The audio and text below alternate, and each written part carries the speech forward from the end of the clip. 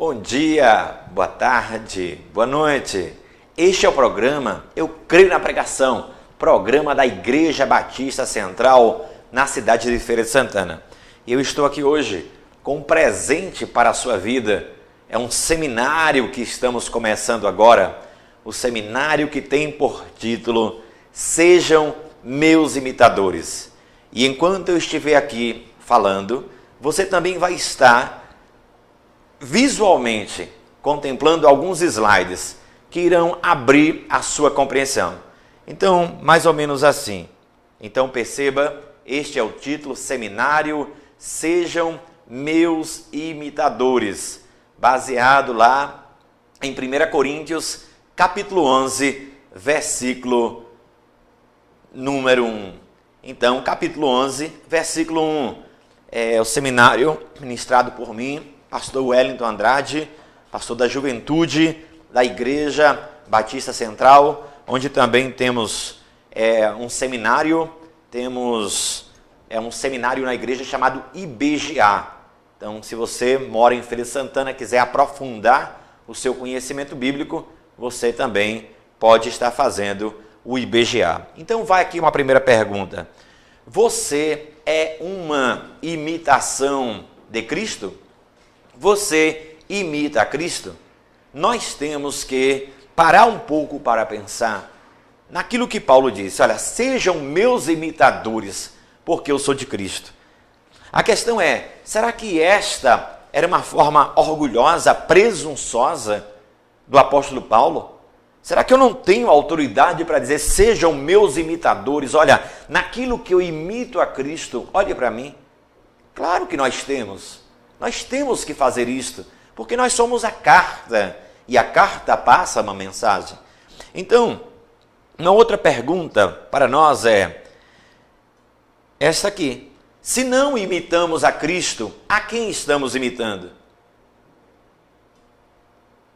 Se dizemos que somos seguidores de Cristo e não imitamos a Jesus, a quem nós estamos imitando? Todos nós estamos sendo guiados por alguém ou por alguma coisa. Tem gente que é guiado pelo medo, tem pessoas que são guiadas pela raiva, tem outras pessoas que elas têm os seus ícones, os seus modelos, os seus referenciais. E muitas vezes esses referenciais, eles estão longe do padrão de Deus. E a Bíblia diz que nós temos que imitar a Cristo. O apóstolo, ele diz, João, ele diz assim, olha, quem diz que está nele, deve andar como ele andou. Então, aqui vai a nossa primeira ministração de hoje, desse seminário, e essa primeira ministração é esta aí, de perseguidor da igreja a seguidor de Jesus. Nós vamos estudar a vida deste homem, o apóstolo Paulo, um homem que foi chamado para o Senhor, para levar a palavra de Deus como um vaso escolhido. Mas nós precisamos conhecer o passado deste homem. Então vamos lá, o seu nome. Então o seu nome, o primeiro nome é Saulo. E você sabia que Saulo vem justamente de Shaul, vem de Saul, né? Porque a Bíblia fala que o apóstolo Paulo, ele era da tribo de Benjamim, a tribo do primeiro rei de Israel. O primeiro rei de Israel foi Saul.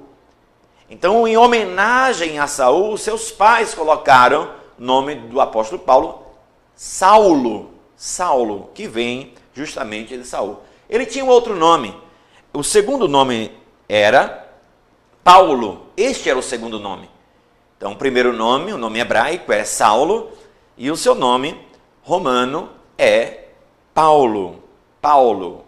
O apóstolo Paulo. Você vai ver que depois o apóstolo Paulo até parece que o nome dele, Saulo, parece que lembrava o passado dele, porque nas suas cartas ele prefere ser chamado por Paulo. Então vamos continuar. A Bíblia, ela não esconde o passado pecaminoso de Paulo antes da sua conversão. A Bíblia fala que Paulo era um cego espiritual. E a Bíblia não faz questão de esconder o passado dele. E nós vamos ver um pouquinho do que o próprio apóstolo Paulo relatou sobre o seu passado. Nunca devemos esquecer esta origem do apóstolo Paulo. Então, vamos ouvi-lo, vamos ver, vamos acompanhar alguns textos da palavra de Deus. Olha só, presta atenção aí. Atos 22:4, ele diz: persegui os seguidores deste caminho até a morte.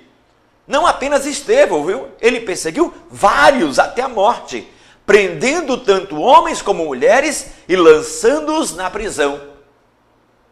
O apóstolo Paulo, ele era um terrorista. Ele causava terror nos cristãos. E olhe que a Bíblia diz que ele mesmo, testemunhando, ele disse: eu fazia isto julgando estar fazendo um favor a Deus. Então, vamos para um outro texto aí. Olha só, Atos 22:5. Como podem testemunhar o sumo sacerdote e todo o conselho, de quem cheguei a obter cartas para seus irmãos em Damasco, e fui até lá, a fim de trazer essas pessoas a Jerusalém como prisioneiras para serem punidas. Então nós vemos aí também o apóstolo Paulo dizendo que se colocou como voluntário para a maior autoridade religiosa de Israel, para o sumo sacerdote, para o sinédrio, que era composto por 71 homens religiosos. E ele disse: olha, eu quero acabar com este caminho. Porque a Bíblia diz que a perseguição começa em Jerusalém e os discípulos, eles se dispersam. E o apóstolo Paulo está disposto não apenas a perseguir ali dentro de Jerusalém, mas ele quer perseguir também uma colônia que se formou lá em Damasco, na Síria. Cerca de 240 quilômetros. E ele se coloca à disposição.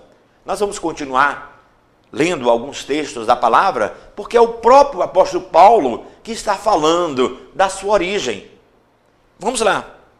A sua origem na religião. Atos 26, melhor dizendo, 9 e 10. Olha só o que é que diz. Eu estava convencido de que deveria fazer todo o possível para me opor ao nome de Jesus. Ele estava convencido. O Nazareno. E foi exatamente o que fiz em Jerusalém. Com a autorização dos chefes dos sacerdotes, lancei muitos santos na prisão, e quando eles eram condenados à morte, eu dava o meu voto contra eles. Veja que é o plural, contra eles. Não foi só Estevão que foi morto, foram vários. O apóstolo Paulo, ele era um grande perseguidor da igreja do Senhor. Ele disse que não se achava digno de ser chamado discípulo de Cristo, porque ele perseguiu a igreja de Deus. Vamos ainda ler 1 Coríntios 15:9. É só o apóstolo Paulo que está relatando o seu próprio passado. Olha só o que diz. Pois sou o menor dos apóstolos, nem mereço ser chamado apóstolo, porquanto persegui a igreja de Deus. Vamos para outro. Olha o que diz, Filipenses 3:6. Quanto ao zelo, eu persegui a igreja.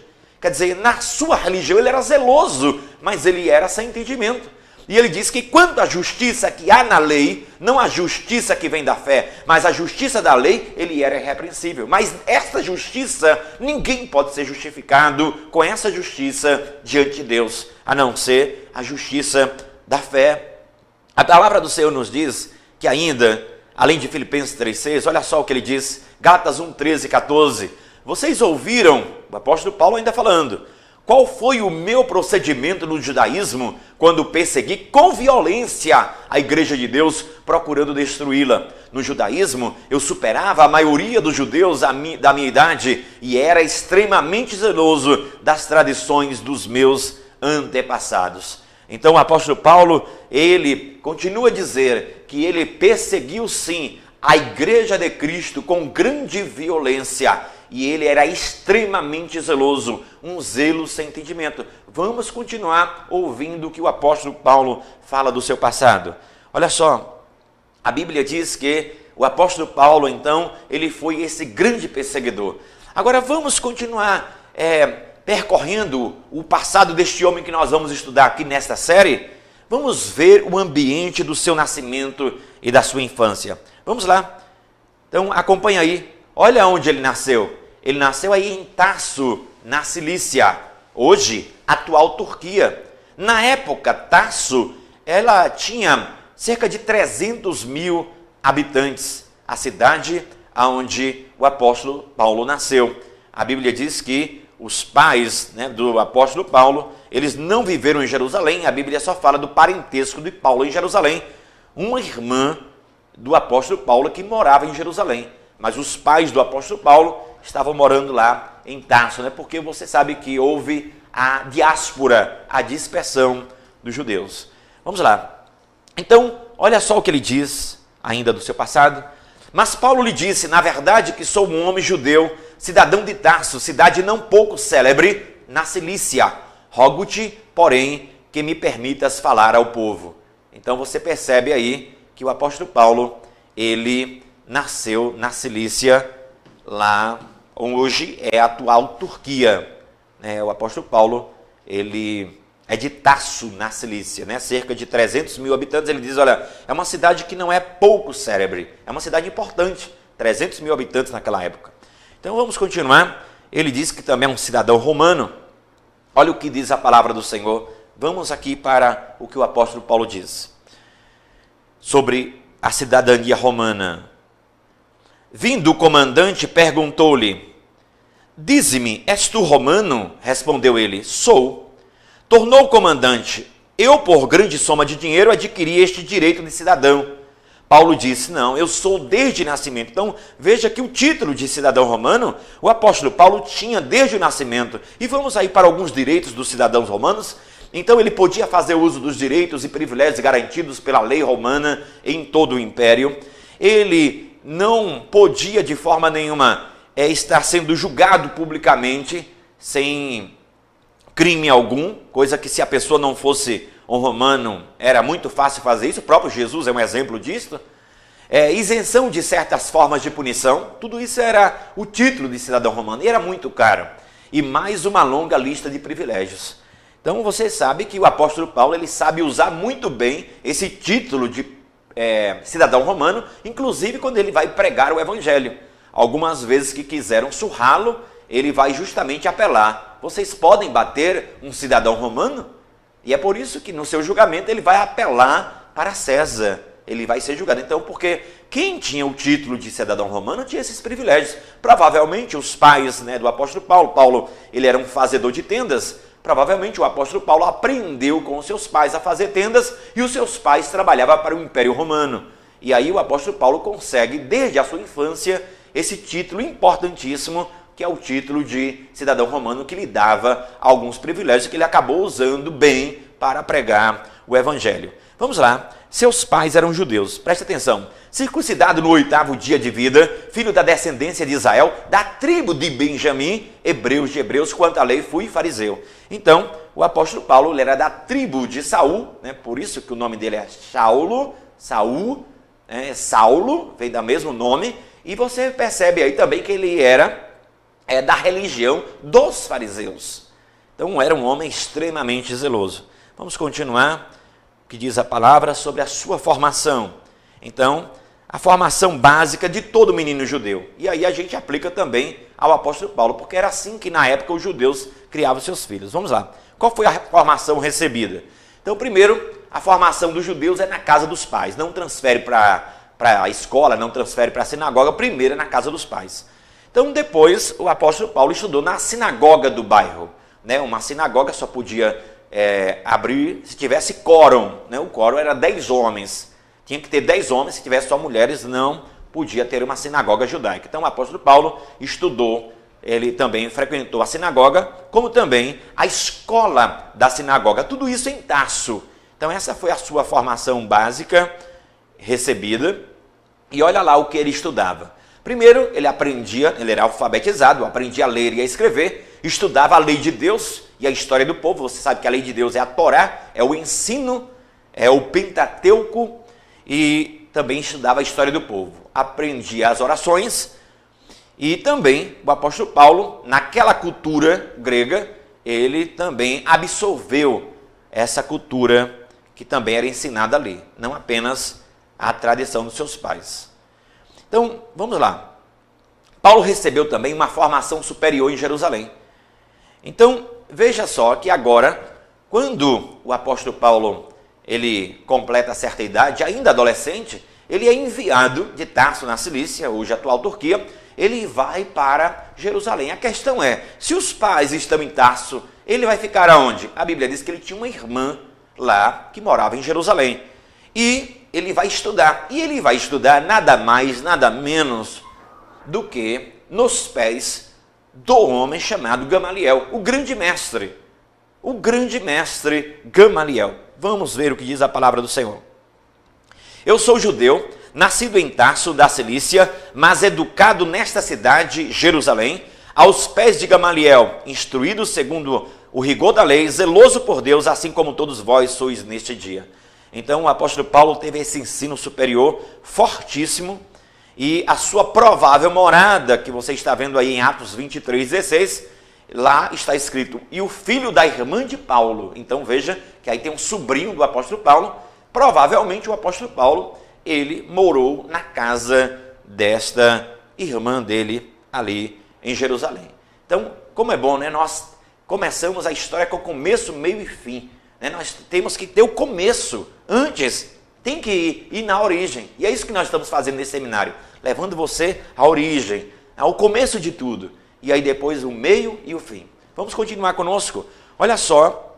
O estudo superior aos pés de Gamaliel, o que era que abrangia? Vamos lá, preste atenção. A lei de Deus, chamada Torá, né, sendo que ele já tinha um modo básico lá na casa dos seus pais. A tradição dos antigos, chamado Halaká, para os judeus. A história do passado descrita nas escrituras, chamado Haggadah. E também as regras do Midrash, da Midrash, melhor dizendo, que são as regras de interpretação que os judeus estudavam. Então, a lei de Deus, a tradição dos antigos, a história do passado descrita nas escrituras e as regras da Midrash foi o que o apóstolo Paulo aprendeu no seu ensino superior. Qual a profissão deste homem? Qual a profissão do apóstolo Paulo? Ele vai encontrar um casal chamado Áquila e Priscila e a Bíblia vai dizer claramente que ele tinha a mesma profissão de Áquila e Priscila, que eram fazedores de tendas. Vamos lá para o que diz a palavra de Deus. E percebendo que tinham a mesma profissão, que profissão? Se você ler aí o contexto, você vai ver que ele era fabricante de tendas. O apóstolo Paulo, ele era um fabricante de tendas. Então, as línguas que o apóstolo Paulo falava. Você fala quantas línguas? O apóstolo Paulo não era um despreparado. Vamos ver quantas línguas este homem falava. Vamos lá. Grego, nós podemos ver, acompanhe comigo. Hebraico, aramaico e latim dos romanos. E eu costumo dizer que de quebra ele ainda falava línguas estranhas. É ele mesmo que diz. Ele disse, olha, eu falo em língua mais do que vós, mas eu prefiro falar 5 palavras inteligível do que 10.000 que ninguém entenda. Então, veja o preparo deste homem. Falava o grego, falava o hebraico, falava o aramaico e falava o latim dos romanos. Você vai ver isso no nosso estudo, que chega um momento que ele está na escadaria lá da fortaleza de Antônia, que ele vai começar a falar em hebraico. Ele muda de repente do grego para o hebraico e todo mundo, a Bíblia diz que faz um silêncio horroroso lá, porque as pessoas ficam encantadas com o saber do apóstolo Paulo. Vamos continuar. Então, o livro de Atos é o relato da expansão da igreja. O livro de Atos é, na verdade, um livro sobre missões. Quer aprender sobre missões? Leia o livro de Atos. Então, este livro relata a expansão da igreja, a igreja se espalhando, né? Porque o Senhor mandou que a igreja se espalhasse. E muitas vezes a gente vai ver no texto que eles não foram voluntariamente. Foi a perseguição, né? Foi aquele ambiente de perseguição que fez com que os discípulos se dispersassem. Vamos continuar. Então, a ascensão de Jesus. Vamos aqui para o início do livro de Atos. Preste atenção comigo. A ascensão de Jesus. Homens galileus. A Bíblia fala que quando Jesus ele subiu ao céu, depois de 50 dias, 40 dias aqui na terra, 40 dias que ele aparecia e sumia, 40 dias aparecia e sumia, ele, depois de 40 dias, a Bíblia diz que ele sobe e some nas nuvens, e 2 anjos aparecem nos céus e dizem, homens galileus, por que estáis olhando, contemplando as alturas? Esse Jesus que dentre vós foi elevado ao céu, retornará do mesmo modo como o viste subir.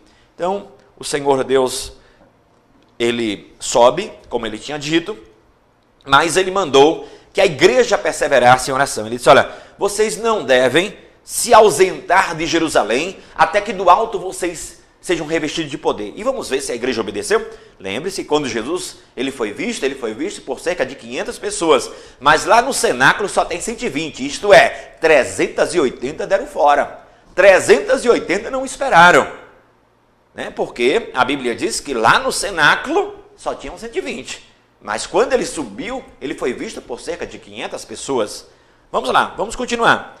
Todos estes, está escrito aí, ó, todos estes perseveravam unânimes em oração, 120, juntamente com as mulheres, com Maria, mãe de Jesus, e com os irmãos dele. Aí você vai ver o nascimento da igreja como corpo de Cristo, porque a igreja ela já tinha nascido de forma embrionária lá em Cesareia de Filipos, quando Jesus disse, olha, tu és Pedro, e sobre esta pedra edifico a minha igreja. Mas a igreja é corpo, e o corpo sem o Espírito, ele na verdade está morto. Então a igreja de forma embrionária nasceu lá com Jesus em Filipos, dizendo a Pedro, tu és pedra, e sobre esta pedra, que é a sua afirmação, que eu sou Cristo, sobre mim mesmo, eu edifico a minha igreja. Agora aqui, o Espírito vem, quando o Espírito vem, se a igreja é corpo, então o corpo recebe vida. A igreja sem o Espírito está morta, porque ela é corpo. E aqui em Pentecostes a Bíblia diz que nasce a igreja, e aqueles 120 são inflamados pelo poder do Espírito Santo e eles começam a pregar a palavra de Deus. A Bíblia diz que estavam todos reunidos no mesmo lugar e de repente veio do céu, olha só, o avivamento ele sempre vem do céu. Veio do céu um som como de um vento impetuoso, encheu toda a casa onde estávamos assentados. E a Bíblia diz que de repente eles viram como que línguas de fogo repartindo cair sobre eles. E ali a Bíblia diz que era a festa do Pentecostes, havia várias pessoas de diversas nacionalidades ali representadas em Jerusalém, e 9 horas da manhã, de repente, eles começam a ouvir um barulho, e o barulho sai daquele cenáculo e começa, agora nas cabanas, nos hotéis, nas casas que estão ali, começam a ouvir, mas como é que pode? Que barulho é esse? 9 horas da manhã, já estão bêbados? 9 horas da manhã? Estão de ressaca.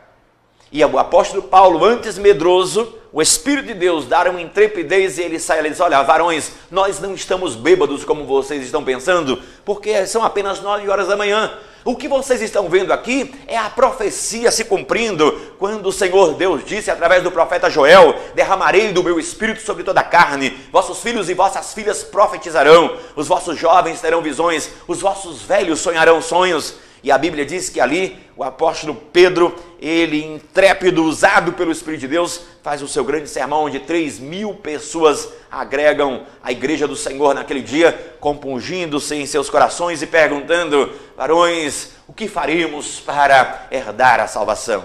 Creiam no Senhor Jesus Cristo e virá um tempo de refrigério para as vossas almas. E a Bíblia diz que não eram mais 3.000, eram 5.000, assim a igreja começou a crescer. Vamos acompanhar alguns slides aí?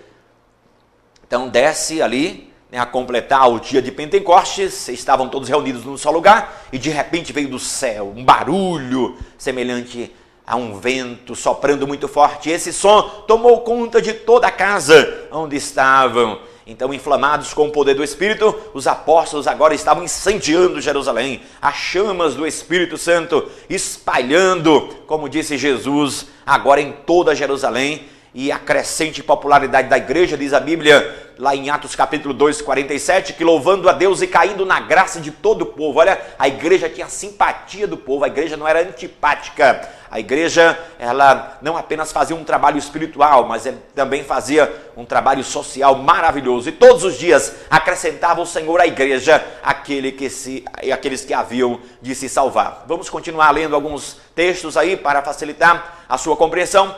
Diz, quando estávamos juntos, os crentes da igreja primitiva, eles estavam comprometidos com algumas disciplinas. Olha só, o ensino, a comunhão, o partir do pão e as orações. Essa comunhão aí você pode colocar como adoração, certo? Porque senão ela já ficaria ali como sinônimo do partir do pão. Então, na verdade, é ensino, a adoração, o partir do pão, que é a comunhão, e as orações. Olha só a igreja sendo edificada no temor do Senhor.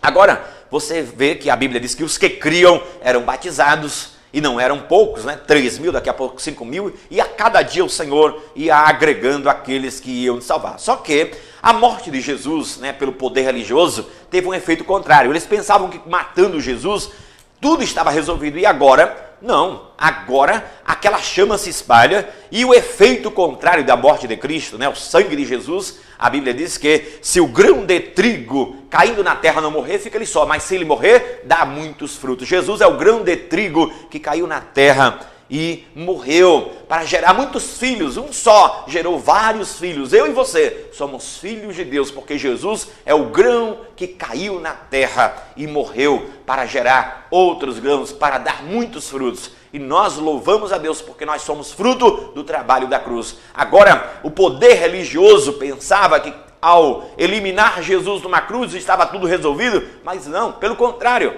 Agora, o Pai, a Bíblia diz que envia o seu Espírito, e o seu Espírito começa agora um novo tempo, e neste novo tempo é o próprio Jesus aqui na terra, operando maravilhas e sinais, a continuidade do trabalho de Jesus através da igreja, a formação da igreja. Mas vamos continuar vendo alguns slides, e você vai ver que a perseguição começa, e aí que entra no cenário o homem que nós estamos estudando hoje, o apóstolo Paulo, nesse seminário, sejam meus imitadores. Vamos lá. Então, perceba aí que a morte de Jesus, eles achavam que estava tudo acabado, mas não estava tudo acabado. Então, o evangelho estava ameaçando o poder religioso constituído da época, e eles começam agora a parar. Porque assim, religião, gente, religião, nunca Jesus criou religião. Religião está no mundo para atrapalhar, certo? A própria palavra religião, religare, né, do latim, religare é ligar algo que se quebrou. Então, na verdade, a gente sabe que o que se quebrou foi o relacionamento com Deus. E nenhuma religião tem esse poder. Que presunção é essa da religião de religar? Religar coisa nenhuma. Toda religião é babel, é confusão. O evangelho, meu amado, não é de baixo para cima, é de cima para baixo. O véu não foi rasgado de baixo para cima, foi de cima para baixo. A obra é de Deus. A obra é do Senhor, religião só atrapalha. Então não sou religioso coisa nenhuma, eu sou um discípulo de Cristo Jesus, eu sou do Evangelho. Nós temos que entender isto, acabar com essa tradição religiosa, porque muitas vezes nós estamos presos, prendendo o próprio Deus dentro das páginas da Bíblia. Nós temos que entender que nós estamos vivendo um novo tempo, a palavra de Deus tem que ser respeitada, mas nós não podemos de forma nenhuma pensar que o Senhor Deus ele não age em nossos dias. E a religião é assim, a religião se incomoda com a obra do Espírito. E a palavra do Senhor nos diz agora, amados, que o poder religioso está incomodado porque está perdendo muitas pessoas. Inclusive, alguns líderes religiosos estão se convertendo ao Evangelho. Mas vamos continuar aqui. Você vai ver aí o início da perseguição. Então, prenderam Pedro e João e os lançaram no cárcere até o dia seguinte, pois já estava anoitecendo. Olha só, eles queriam matar Pedro e João. Eles queriam matar, mas a Bíblia diz que o conselho do sábio Gamaliel disse, olha, não façam tal coisa, não façam isto. Ele diz aí, em Atos capítulo 5, versículo 39, se este conselho ou esta obra vem de homens, perecerá, mas se é de Deus, não podereis destruí-los, para que não sejais porventura achados lutando contra Deus. Então Gamaliel disse, olha, não, ninguém vai matar ninguém não, porque eles queriam matar Pedro e João. Mas a Bíblia diz que eles apenas deram uma surra, E você sabe qual foi a reação de Pedro e João? Nós vamos ver nesse instante. Agora, tem pessoas que pegam esse texto aí para usar para seitas hoje. Ah, deixa aí, olha, não viu o que foi que Gamaliel disse? Se essa obra é de Deus, deixa aí. Não, não é assim não, meu amado. Isso aqui se aplica àquela época. Não se aplica a você ver a heresia e dizer, deixa aí. Não, nós temos que combater a heresia. Então esse texto aqui não vem a refutar de forma nenhuma, não vem a respaldar, melhor dizendo, que nós não podemos falar das seitas, porque a Bíblia diz que nós devemos falar. Aqui, no caso específico, Gamaliel disse, olha, gente, deixa isso aí, porque se essa obra é de Deus, nós podemos estar lutando contra Deus. Mas vamos lá, olha o que vai acontecer, a reação dos apóstolos. Lembra que eu disse que não mataram por causa do conselho de Gamaliel, mas deram uma surra. Vamos ver a reação dos apóstolos? Olha só o que diz a palavra. Os apóstolos saíram do sinédrio alegres por terem sido considerados dignos de serem humilhados por causa do nome de Jesus. Olha que coisa incrível, eles receberam uma surra e eles saíram alegres.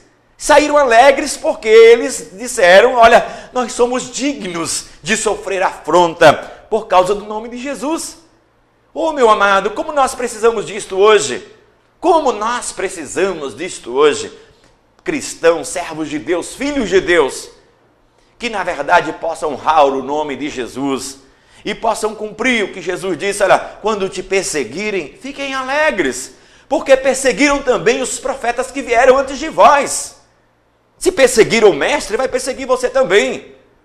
Agora, muitas vezes, porque do nosso modo aguado de ser cristão, o nosso modo insosso, o nosso modo sem gosto, deixamos de ser sal do mundo, deixamos de ser luz da terra, deixamos de ser nuvem com água, deixamos de ser árvore com fruto.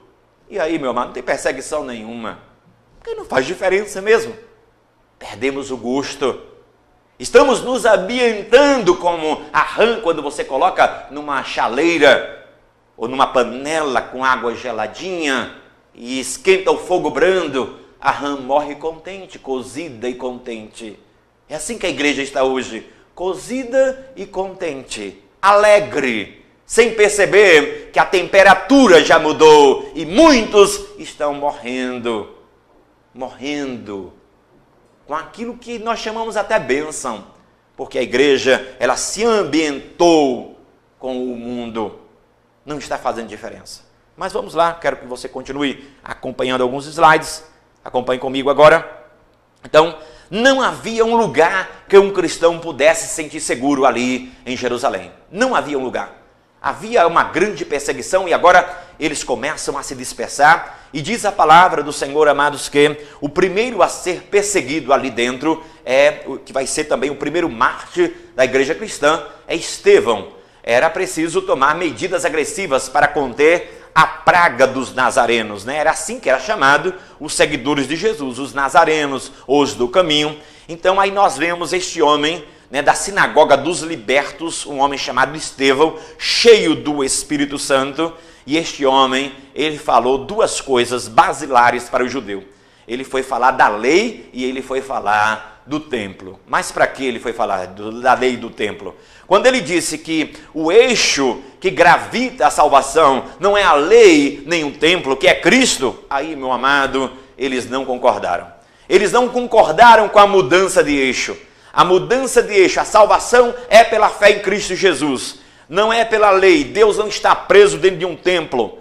E aí, a Bíblia diz que agora levam Estevão para fora da cidade e ali o apedrejam. E quem está apoiando todo este trabalho? Justamente aquele jovem de 28 anos de idade, agora provavelmente o apóstolo Paulo. Mas Estevão, quando ele está sendo apedrejado, ele olha para os céus e ele diz: eis que vejo os céus abertos e o Filho do Homem em pé à direita de Deus. Interessante é que sempre que a palavra de Deus nos diz que Jesus está à direita de Deus, nos outros textos sempre diz que Jesus está sentado. Mas agora, quando mexe com um servo de Deus, a Bíblia diz que Jesus se coloca em pé. Preste atenção, olha lá. Eis que vejo os céus abertos e o Filho do Homem em pé à direita de Deus. Quer dizer, quando você mexe com o povo de Deus, o Senhor Deus se levanta do trono para fazer justiça. E ali, o apóstolo Paulo, que estava agora segurando as roupas dos apedrejadores, a Bíblia diz que os aguilhões de Deus começou a mexer em sua mente. Então, o primeiro mártir cristão é Estevão. Olha só o que foi que Tertuliano, um dos pais da igreja, falou: o sangue dos mártires é a semente da igreja. Quanto mais persegue, mais cresce. Quanto mais persegue, mais você vê a qualidade. Onde não há perseguição, geralmente você não vê muita qualidade. A qualidade você vê quando... Porque quem não é, no meio da perseguição, não vai dizer que é. Então já cai fora. Se bem que, na verdade, nós temos que olhar que é a qualidade que vai gerar a perseguição também. Não é só a perseguição que gera a qualidade. A qualidade também. Quanto mais formos crentes de verdade, a perseguição ela vai surgir. Mas vamos continuar aqui. A oposição vai aumentar, perceba aí comigo. Então, e também Saulo consentiu na morte dele. Olha só, o apóstolo Paulo consentindo com a morte de Estevão. E fez naquele dia uma grande perseguição contra a igreja que estava em Jerusalém. E todos foram dispersos pelas terras da Judéia e de Samaria, exceto os apóstolos. Então, olha só, o Senhor Deus disse lá em Atos 1:8, porque eles deveriam ficar em Jerusalém, porque do alto eles seriam revestidos do poder, e eles receberiam o dinamite, o poder do Espírito de Deus, e eles seriam testemunhas. E eles não foram. E agora em 8:1, então em Atos 1:8, o Senhor manda ir. Então depois de 8:1, em 1:8 o Senhor manda. Agora em 8:1 eles estão indo, mas eles não estão indo voluntariamente, eles estão indo por causa de uma perseguição. Então aquela perseguição acabou sendo usada também para os propósitos de Deus. Vamos continuar aqui, nosso tempo já se aproxima. Os discípulos são obrigados a se espalhar. Então há a dispersão, chamado também de diáspora, e muitos desses cristãos foram também para uma colônia de cristãos ali na cidade de Damasco, a 240 quilômetros, lá na Síria. A Síria, justamente a Síria aí hoje, onde tem toda essa perseguição aí, inclusive também da Irmandade muçulmana, a Irmandade islâmica, melhor dizendo. Então, a expansão do evangelho para fora de Jerusalém. Enquanto isso, os que haviam sido dispersos pregavam a palavra por onde quer que fossem. Então, olha só, os judeus, sendo dispersos, pregavam a palavra. Interessante que mesmo aqui eles estão pregando a palavra só para os judeus. Só para os judeus que já estão em outros lugares, certo? Então, mesmo saindo de Jerusalém, eles só pregam para os judeus. Mas vamos continuar. Então, Paulo, ele assola a igreja, você vai ver aí, ó. Saulo ainda respirava ameaças de morte contra os discípulos do Senhor, dirigindo-se ao sumo sacerdote. Interessante que este respirava aí, no original, respirava é o respirar de um touro resfolegante. Já viu um touro resfolegante na arena? Um touro resfolegando. Então é isso que a Bíblia está dizendo. O apóstolo Paulo era como um touro na arena. Ele quer procurar. Você sabe que o touro na arena, o que é que o touro ele precisa? Ele precisa de uma querência, né? Você sabia que a palavra querência, a querência é um lugar imaginário onde o touro encontra e se sente seguro. Então o papel do toureiro é não deixar que o touro encontre a querência. Porque se o touro encontrar a querência, ali é o terreno dele, ele se sente seguro. Então o toureiro tem que desestabilizá-lo. Porque se o touro se sente seguro, aí vai ficar difícil. Então os toureiros sabem disso, é querência. Ele quer desestabilizar o touro para que ele... E agora esse touro aqui está bravo. O touro está bravo demais. Vamos lá? Vamos acompanhar aqui? Então o apóstolo Paulo se dirige às autoridades religiosas, pega cartas e agora vai, cartas das autoridades, lá do Sinédrio, maior tribunal religioso lá de Israel, e ele vai agora... com essas cartas, são cartas de extradição para quer encontre homens, mulheres, crianças que sirvam ao Senhor, arraste até Jerusalém. Imagine, 240 quilômetros, arraste para ser julgado, blasfeme, ou você nega a Cristo ou você morre. E este homem, ele vai agora, e a Bíblia fala que ele era como um touro resfolegante. Saulo, semelhante a um touro selvagem. Saulo, mas alguém vai te amansar, viu? Então é assim, se você tem um parente muito bravo, seu marido, alguém muito bravo, pode ficar tranquilo, viu? Deus tem um aguilhão para ele, viu? O aguilhão de Deus é muito difícil alguém lutar com ele. Ele amansa, viu, touro? Então, talvez eu esteja falando para o próprio touro agora. Cuidado, viu? Cuidado, porque o Senhor disse, olha, touro, você vai se furar todo comigo. Ou você se rende, ou você vai se furar todo. Mas vamos lá, vamos acompanhar o touro resfolegante. O preparo de uma estratégia agressiva. Olha só, de Jerusalém até Damasco são 240 quilômetros. Lá na Síria, ele vai sair de Jerusalém, Israel, vai lá para a Síria, 240 quilômetros, para perseguir a igreja. Só que de repente, gente, a viagem vai ser interrompida. O Senhor não mandou zap, não mandou telegrama, não ligou para ele, nada disso. Porque assim o Senhor, os encontros de Deus são assim. Ele não manda aviso, coisa nenhuma. Então nós estaremos agora aqui falando deste milagre, porque o maior milagre que pode acontecer na vida de uma pessoa é a conversão. O maior milagre não é o paralítico andar, não é o cego ver, não. O maior milagre é a conversão, é a mudança da natureza. Porque se o Senhor cura um paralítico e ele não se converte, ele vai para o inferno. mesmo sendo curado aqui na terra. Mas quando o Senhor transforma o coração, este homem, meu amado, quando ele parte desta vida, ele vive para sempre com o Senhor. João Batista não fez nenhum milagre, está escrito. O maior homem, nascido de mulher, nunca fez o milagre, porém, anunciou Jesus. Abraão, pai da fé, nunca fez o milagre. Davi, nunca fez o milagre. Homem segundo o coração de Deus. Mas eles foram o milagre de Deus. E eles anunciaram a palavra do Senhor. Vamos continuar aqui. Olha só. Existe no livro de Atos 3 relatos da sua conversão. Em Atos 9, 3 e 8, em Atos 22, 6 a 11 e em Atos 26, 11 e 20. 3 relatos da conversão do apóstolo Paulo para você ver que a conversão do apóstolo Paulo foi muito importante. Então você percebe aí também a iluminação celestial. De repente a Bíblia diz que indo ele, olha só que a Bíblia fala que foi ao meio-dia, gente, ao meio-dia no deserto. Então quer dizer que ele tem pressa. Quando ele vê os portões de Damasco, quando ele está chegando, de repente, brilhou do céu uma luz tão forte. Ali não foi simplesmente uma visão, como a pessoa tem hoje uma visão espiritual. Não, ali foi o Cristo ressurreto. Tanto é que ele não aguenta, ele não suporta ver, porque ele fica cego naquele instante. E a Bíblia diz que Paulo caiu. Às vezes algumas pessoas dizem, caiu do cavalo. Não, a Bíblia nunca relata cavalo na história, mas vamos supor, vamos lá. Qual o problema? Não tem problema se ele tiver de cavalo também. Mas a Bíblia fala que ele caiu. E quando ele caiu, meu amado, ali o Senhor Deus começou a operação. E um dos textos que o Senhor fala para ele, disse assim: Saulo, Saulo, por que você me persegue? Dura coisa é para ti recalcitrar contra o aguilhão. Você sabia, meu amado, que o aguilhão era uma vara com uma ponta de ferro que o toureiro usava, que o vaqueiro usava contra o touro teimoso? Deus está dizendo, olha, eu sou o toureiro e você é o touro. Eu quero dizer, seu touro selvagem, ou você amansa ou você vai se furar todo. E o aguilhão começou desde quando ele matou o seu companheiro Estevão.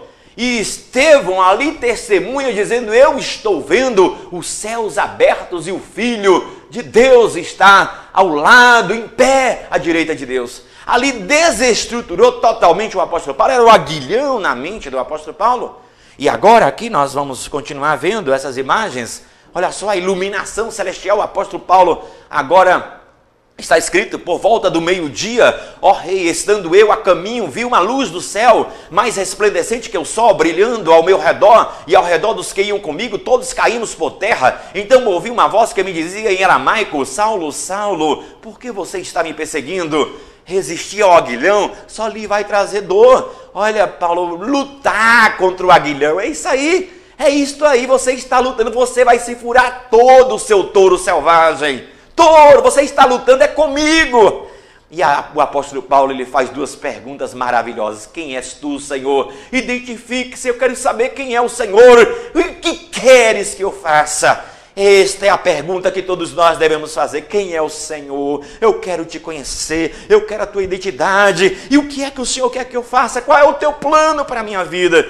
Foi essa a pergunta do apóstolo Paulo. Olha só, gente, por que é que a conversão precisa ser traumática? Porque a maioria das pessoas que se convertem é só quando recebe um baque.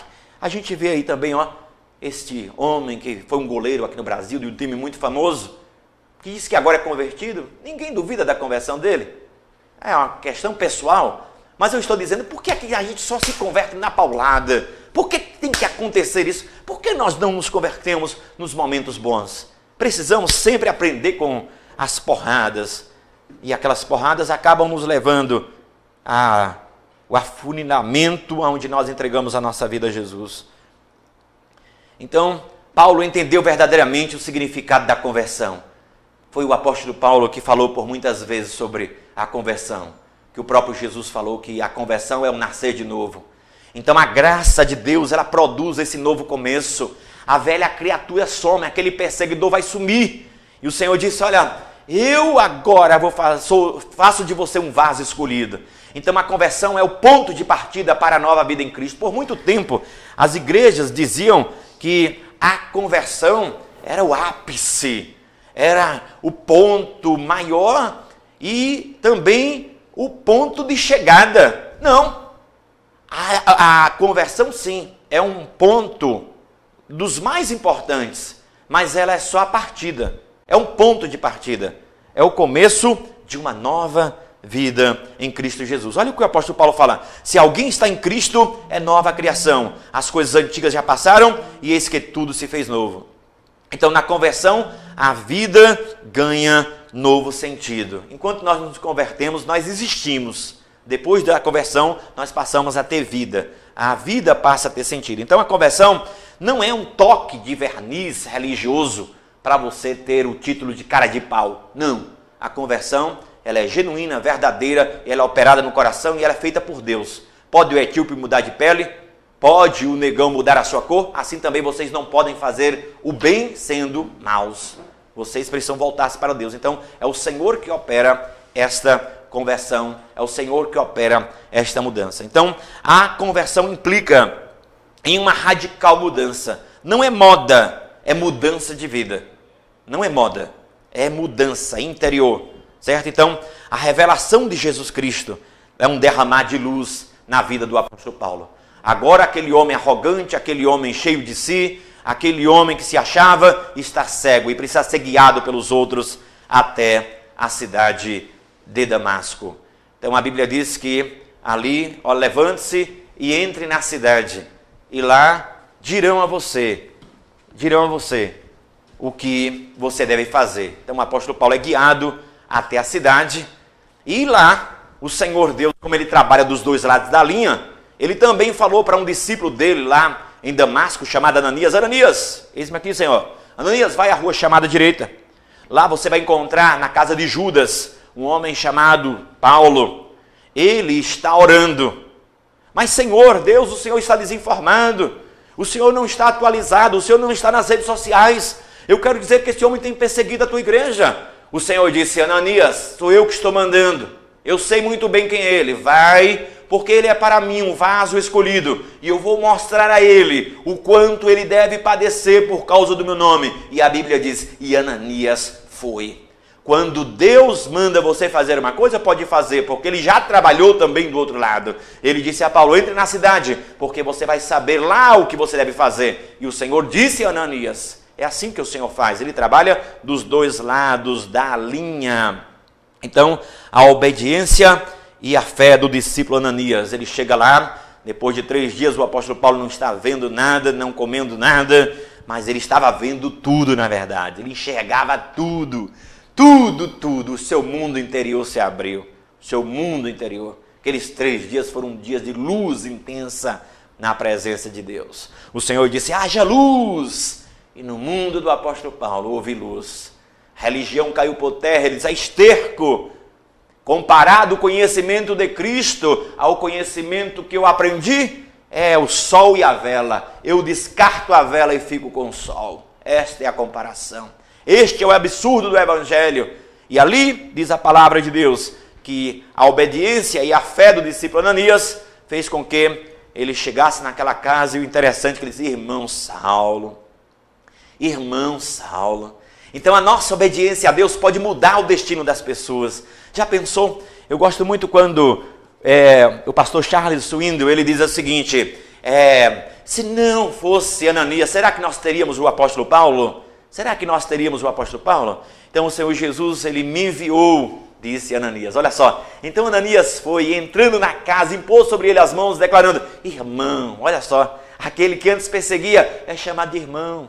Irmão, é da família. Irmão Saulo, o Senhor Jesus, que lhe apareceu no caminho por onde vinhas, enviou-me a ti, para que tornes a ver e fique pleno do Espírito Santo. E aí, amados, o apóstolo Paulo agora, aquele homem que antes perseguia, né, este homem agora está se colocando na presença de Deus. E ele quer, logo, o que é que ele quer? Depois que ele se converte, gente, ele quer pregar o Evangelho. Interessante, né? É o que nós fazemos hoje também. Com toda a falta de preparação, né, com toda a falta de discipulado, nós já queremos nos levantar para ensinar. E aí é o erro onde nós vamos mostrar, né, que o Senhor Deus, quando Ele nos chama, necessariamente todos os cristãos precisam passar pela rota obrigatória que é o deserto. E nós vamos, na próxima lição, estudar justamente sobre isso, sobre o preparo de Deus na vida dos seus servos. Ele chamou Paulo? Chamou. Separou? Separou. Mas o vaso não está preparado. É um vaso escolhido? É, mas não é um vaso preparado. Então, olha só o que acontece. Presta atenção. Veja só. A Bíblia diz que logo quando ele se converteu, ele foi para perseguir. Aí no sábado seguinte, quando os judeus estão lá reunidos, olha o que acontece. Não demorou, Saulo começou a pregar nas sinagogas que Jesus é o Filho de Deus. Olha só, não demorou, começou a pregar. Ah, Paulo, você vai entender que não é assim não. Não é no seu tempo não. Você pensa que o seu currículo, você pensa que os seus diplomas, você pensa que os seus troféus, você pensa que a sua curricularidade te respalda para pregar o evangelho, o currículo da religião? Não, Paulo. Tem pressa, né, de pregar, né? Pois eu não tenho pressa de te usar, não. Vou te mandar para o deserto. Então, espero você no próximo estudo. Deus te abençoe. Um grande abraço. Seminário, sejam meus imitadores. Igreja Bairro Central, Feira de Santana.